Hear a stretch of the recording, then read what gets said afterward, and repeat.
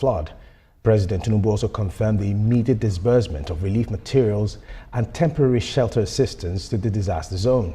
Since the floods, the Niger State Emergency Management Agency (NSEMA) has confirmed the recovery of 151 dead bodies and the displacement of 3,018 persons. And of course, joining me now via Zoom to discuss this is the Executive Director, Center for Public Accountability, Olufemi Lawson. All right, I understand that we are yet to establish connection with Olufemi. But of course, right here in the studio with me, I've got a public affairs analyst, author, speaker, Jesufemi Adeogu. Jesufemi, it is indeed fantastic to have you on the show today. Thank you. Happy Eid celebration. Same to you. So how did you spend yours? Did you, by chance, get an opportunity to tear up a few salaram? Yes, I did. And also spend time to rest. Oh, right. You're looking pumped up already. Thank you. All right, now, just to fair me quickly, now this major catastrophe that has actually claimed lives, you know, do you think it would have been avoided? Because it was quite a devastating news when we heard it. Well, first and foremost, before going into that, my sincere empathy, my sincere condolence to those that lost their lives there. Yeah. And unfortunately, my auntie has also lived in that area before, in Mokwa, in that same local government. Yeah, but she was not there presently when this whole... Yes, she's not there presently. So you can imagine if she was also there. So, I mean, it's really heartfelt what really happened to them. Yeah. And for the question you ask, if it's actually avoidable, yes, it is. These things are avoidable.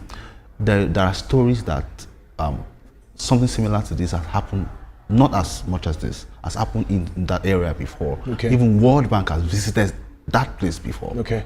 And there are promises from the government of coming to help them with the erosion problems and all that. And that has not been done before this rainfall and this happened. So, you know, probably what they promised, if it has been expedited, probably it could have helped out and this could have been avoided.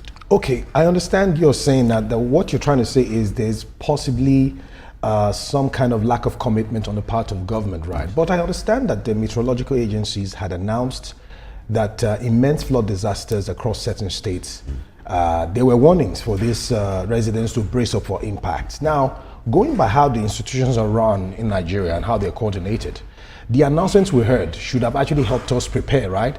But from the look of things, do you think this announcement even made any impact? I don't think the announcement is enough. Okay. I think government need to do more in making more announcements, and not just on the TV. Go to these neighborhoods, go door to door, because this is lives and properties we're talking about. You can imagine over 100 lives are already lost, and people are displaced. But shouldn't we be talking about most of these areas that are not habitable because of the erosion problem? Yes. Because we understand that some of these places are very prone to flood, but yet people will still build houses there. Approvals will still be given for buildings to be erected there. Yes. Don't you think that is also a factor that is contributing to this?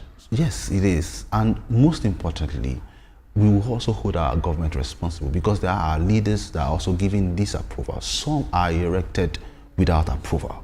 Then government need to swift to action to make sure that people that are illegally building on this route, they can stop them or remove this building, you know, do the hard work. Because if they are able to do the hard work, they will be able to save these lives from when things like this happen. I think is one of it. But there are some areas in Nigeria that are prone to that kind of disaster, especially flood. Yes, and they've been seeing traces of it. They've been seeing erosions. And that particular community share border with a major river. So they see these things coming. So, I mean, there are lots of bureaucracies that goes into governing and leading and all that. But we keep going about governing, leading, whatever policies and all of that. Don't you think it's about time we enact laws that will punish offenders? Because at the end of the day, it is still people that will carry out some of these operations to make things happen. But when they don't want to do it, or when they are given responsibilities and they don't deliver, how do we now hold them accountable if we don't have laws that are actually holding them culpable? I will agree with you that there are laws that need to be put into place to make sure that anybody that offends is punished.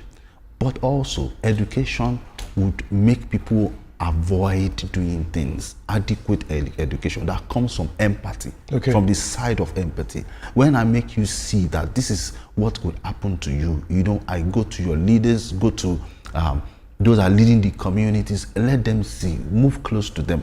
Okay, while we are waiting for World Bank to help us, while we're waiting for the government himself have been to that community himself to look at things and make promises to them.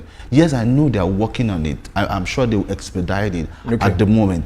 But also, people also have the responsibility to take care of themselves. Yeah. But sometimes they forget, like you rightly said, that probably because it doesn't come that often, so they relaxed a little bit. Yeah. But the government need to make more awareness, go to them, remind them that don't put things on the waterways. Okay, just for me, let's look at the infrastructure aspect now. Now, in light of this disaster, how should the federal government engage with local communities to enhance disaster preparedness and resilience? What steps do you think, or what steps are you suggesting that can actually help us a bit to get to a level of some kind of understanding with the situation around us? First and foremost, like I said earlier, we need to have like an house-to-house awareness. Okay.